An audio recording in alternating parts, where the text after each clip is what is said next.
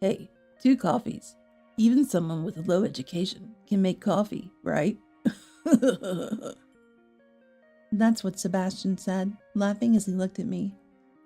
Today was the day Sebastian, an elite who graduated from a prestigious university and works at a big company, brought his fiancée over. Yet he deliberately orders me to make coffee, as if he only sees me as a housekeeper. The man who's to be my brother-in-law blatantly mocks his sister-in-law, and his fiancée says nothing. No, it's more like she can't say anything. Because sitting next to Sebastian, his fiancée is a beautiful Asian woman with black hair and black eyes. Unable to understand English, she waits for Sebastian's translation, and I give her a kind smile. I'm Karen. Currently, I'm a 28-year-old part-time housewife. I graduated from a local public high school and immediately got a job as an office worker at a construction company, where I worked for nearly 10 years before marrying Ash, 2 years my senior, whom I met there, and then retiring. He's often mistaken for being intimidating due to his large build, but he's actually a very gentle person.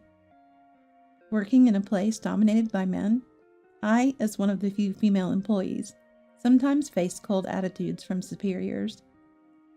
The company's president was like a personification of old-fashioned thinking, which perhaps naturally influenced the company culture.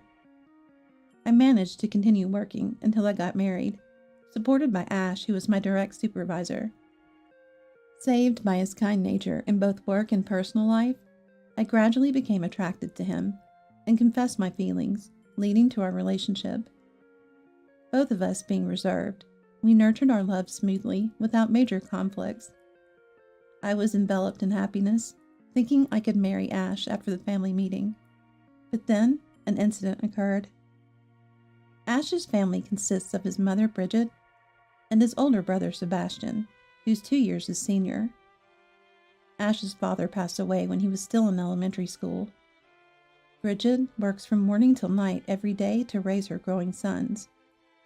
The first time I met her, the number of wrinkles, uncharacteristic for her age, spoke of her hardships. When I decided to marry Ash, he asked me to live with Bridget at her house. Having met Bridget several times before, I happily agreed. Bridget, saying she always wanted a daughter, treated me very affectionately. On the day of the family meeting, as soon as I arrived, Bridget took the lead in hospitality, showing her wonderful attention to detail. Ash is a bit shy, so I was worried, but seeing him bring home such a wonderful girl, you never know how life will turn out. Bridget said that, and Ash, telling her to stop, blushed a little. It seemed they had a good parent-child relationship, so I wasn't worried about living with Bridget. However, the problem was Sebastian, the other person I'd be living with. He looked like Ash, but his personality was the complete opposite. When I introduced myself as Ash's fiancé, Sebastian unabashedly looked me up and down without any restraint. I was already feeling uncomfortable at this point, but what Sebastian said next was shocking. Typical of a low-educated woman, looking so plain. Hearing this almost sexual harassment-like comment from someone I just met, I felt humiliated and anger welled up inside me. Amused by my flushed face, Sebastian looked at me with a sleazy smile. Just as I braced myself for more comments, Ash and Bridget, who had gone to the kitchen, returned with coffee and cookies. Ash sat next to me, with Bridget and Sebastian facing us across the table. While Bridget and I were talking, Sebastian kept interrupting. Karen, you went to that high school. Hate to say it, but isn't it the one with the lowest college progression rate around here? Why'd you go there? Didn't think about your future? In this day and age, women without an education aren't in much demand. But it's good Ash doesn't seem to mind. I'd pass, though. Talking to a dummy might make me dumb, too. My lack of higher education was more because I wanted to get a job early, to ease the burden on my parents, than disliking studies. Fortunately, the school I attended was a business academy, so I was blessed with qualifications and employment opportunities, allowing me to choose my current company from a wider range of options than most high school graduates. I was working hard to save money for my much younger brother, along with sending money to my parents. Ever since he was little, my brother had wanted to be a school teacher, which required going to university. Moreover, Ash had been by my side for years, seeing who I am inside. Even if I had been less educated, or even a school dropout, he would not have treated me differently. Still, why does Sebastian insist on taking an educational high ground and looking down on me? I heard Sebastian works for a major company with overseas dealings. To repay Bridget, who raised them by herself, he studied hard, achieved excellent grades, earned a scholarship, and went to university. Since graduating from a state university in Los Angeles and joining his current company, he's been sending a significant amount of money home every month for 10 years. When I later talked to Ash about this, I thought it was impressive, but I couldn't forget Sebastian's snide attitude. I guess he became bitter because he dedicated his bright youth entirely to studying. Thinking this way made me feel a little bit better. Sebastian, knowing I couldn't respond as Ash's wife, gradually started to act more arrogantly. Karen, if you're just going to sit there, maybe you could clean up the entrance. You know Mom's back is bad, right? The sweets you always buy are too sugary. You're not young anymore. You should choose something more age-appropriate. Instead of me, Bridget would step in to stop him. But Sebastian wouldn't always listen to Bridget's words. In fact, he would lecture Bridget, saying it's not good to spoil me. It's true that Bridget's back isn't in good shape, and I hadn't given much thought to the selection of sweets. When I agreed with Sebastian's points, Bridget always apologized later. I'm sorry, my dear. He just can't speak gently, but he praises you when you're not around. He's just not honest, so forgive him.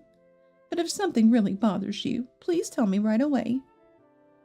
I see. He praises me in front of Bridget, probably to indirectly keep her from intervening. With his pride in his education, he seems quick-witted in such matters. Since then, I've been relentlessly put to work by Sebastian, almost like a housekeeper. Sebastian treats me like a housekeeper only when we're alone, and limits his nagging when Bridget and others are around.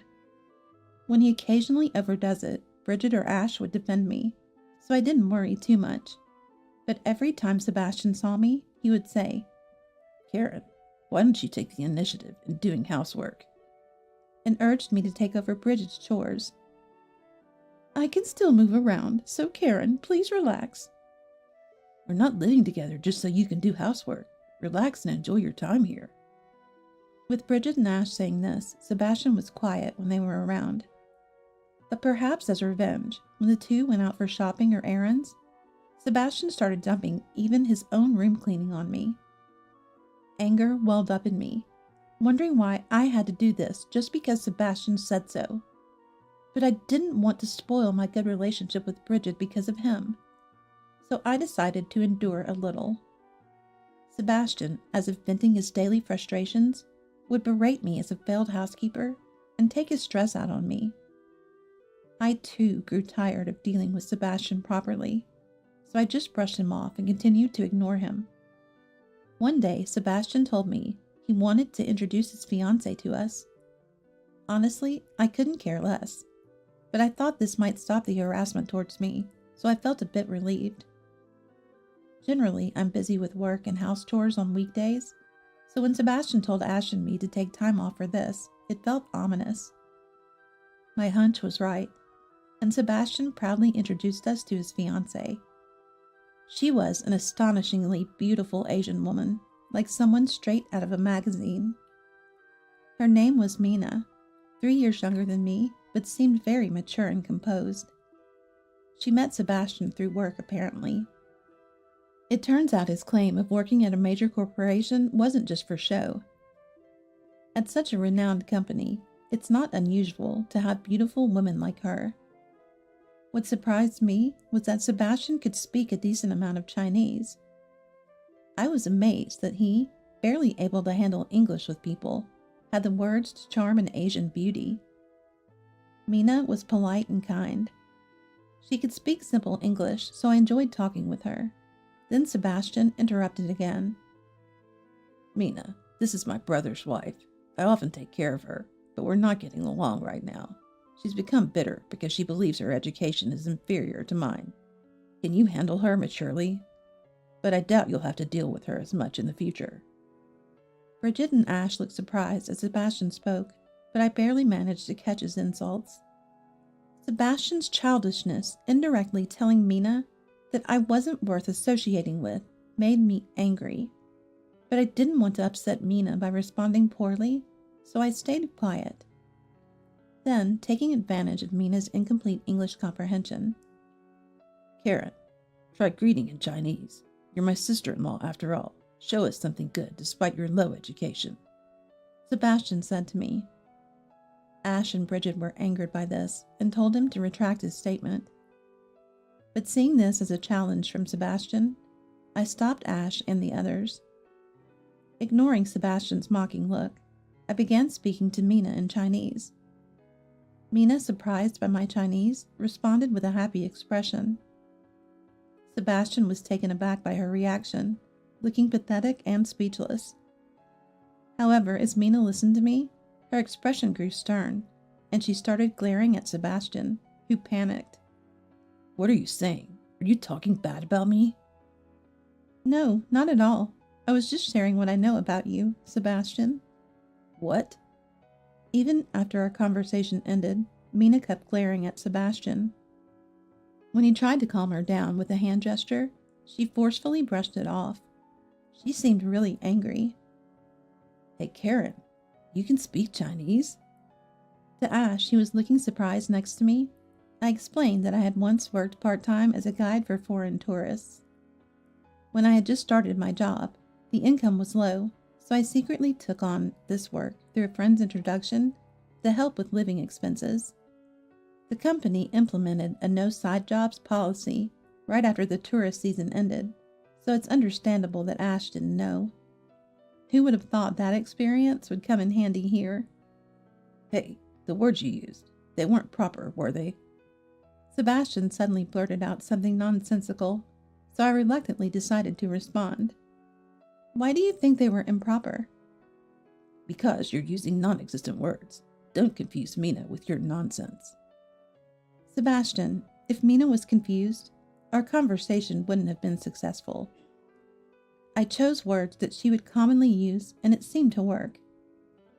Sebastian probably referred to the slang or abbreviated terms as non-existent. The Chinese he usually uses is a more rigid version of what's used in the business world, not common in everyday conversation.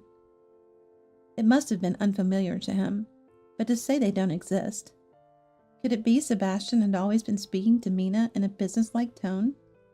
When I looked at Mina thinking this, she just smiled awkwardly and shrugged. However, her expression quickly turned to anger, and she started glaring at Sebastian. Sebastian, perhaps feeling the pressure, clicked his tongue at me, his face turning red.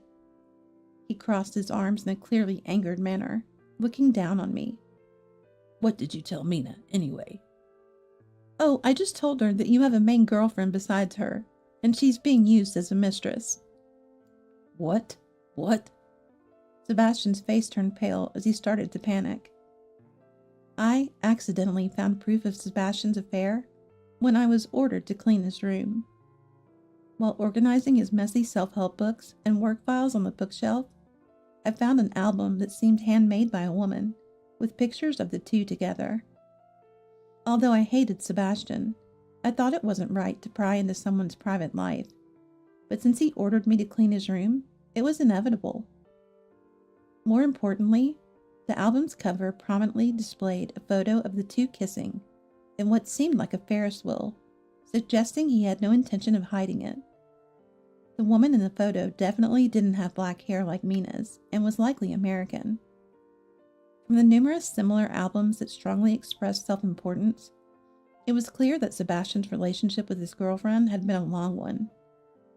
Despite having a close girlfriend, it was a mystery why he chose someone as wonderful as Mina for an affair, but he probably wanted to be admired for having an Asian beauty as his fiancée. He wouldn't have been exposed if it were only in front of Bridget and Ash, but it was a mistake to even summon me, whom he despised. Thanks to my detailed explanation of Sebastian's rotten character, including that he already had a girlfriend, Mina was likely just a decorative fiancé, and Sebastian was a sinister person who bullied his sister-in-law in secret. Mina stood up and furiously confronted Sebastian. Her intimidating presence frightened Sebastian, but it seemed he didn't quite understand Mina's fluent Chinese. Panicked by the exposure of his affair, Sebastian pathetically clung to Mina, but she brushed off his hand and left. After Mina left, Sebastian grabbed me by the collar. "How dare you? Did you enjoy your little revenge?" he shouted. But Ash and the others wouldn't stand by silently, and Sebastian was quickly restrained. "No matter what high status you think you have, you've gone too far in belittling women. You're no longer my son." Even if you're family, insulting Karen in front of others is insane. Despite everything said, you've treated Karen like a housekeeper in secret. I'll never forgive this. Usually calm, Bridget and Ash were shouting, and Bridget even started to cry. Sebastian, seemingly hurt by these words, slumped his shoulders. Then he was led away by Bridget and Ash, and eventually kicked out of the house. After the storm had passed and the house quieted down, Bridget apologized to me. Seeing Bridget's sad expression, I couldn't say anything more. But then Bridget sighed deeply and said, "Let's stop living together for a while. As this is the parents' house, we don't know when Sebastian might come back. And after this incident, he might be holding a grudge against Karen, which is dangerous." She then covered her face with both hands. As Bridget predicted, Sebastian started to ambush me, shouting and trying to force his way into the house. Consulting the police didn't help much. They said it was natural for a family member who was suddenly kicked out to try to return. Ash and I had to quickly look for a new place and hurriedly packed up and left the house. Months later, when our life started to settle down, I received a call from Bridget. It was about Sebastian's behavior after that incident. Since Ash and I moved out in an escape-like manner, Sebastian, who stopped visiting Bridget's house, apparently fell into serious trouble. Turns out Mina was the daughter of the president of a major client of the company where Sebastian worked. Learning that his daughter had been two-timed by an ordinary employee, the president was furious and cut off all business with Sebastian's company. Sebastian was demoted to a regular employee as a result, and the news of his affair spread within the company, leading to his main girlfriend breaking up with him. Exposed to curious and somewhat sympathetic glances, and now being ordered around by former subordinates, Sebastian, with his prideful nature, couldn't bear it and resigned. Soon after, leveraging his modest Chinese skills, he found a new job, but again faced conflict, taking orders from employees nearly a decade younger, leading to his dismissal from there too. In just a few months, he repeated resignations and job changes for such reasons, and his arrogant attitude didn't help. Even at the job center, he insulted the staff with terrible words, making himself unwelcome. Eventually struggling financially, Sebastian asked Bridget if he could return home, but she firmly refused. "I drove him away with a stick," Bridget exclaimed over the phone, making me laugh. For a while, he waited outside Bridget's house, but soon disappeared. Apparently, he exaggerated his education and career to appeal to women with financial stability and moved in with them, leading a parasitic lifestyle. Increasingly showing no intention to work, he lived off these women, often causing trouble by cheating when they were not around. Why someone as unattractive and terrible as Sebastian attracted women is a mystery, but he might appeal to a certain type. Ash, appalled by this episode, has apparently not been in contact with Sebastian. Pretending not to know might be for the best. On the other hand, thankfully, Mina took a liking to me, and we became friends. Due to work and home commitments, she's seldom in America, but we often have remote calls. Mina appreciated my Chinese language skills and said, "It's a waste for someone as conversational as you not to use it." She introduced me to interpreter jobs through her connections. I needed to restudy and relearn business Chinese, but as I always liked the language, it wasn't a burden. Now I'm enjoying my work, utilizing my strengths more than in my part-time job, and living fulfilling days. In an unexpected way, Sebastian indirectly carved a new path in my life. So maybe, in a way, I should be thankful to him.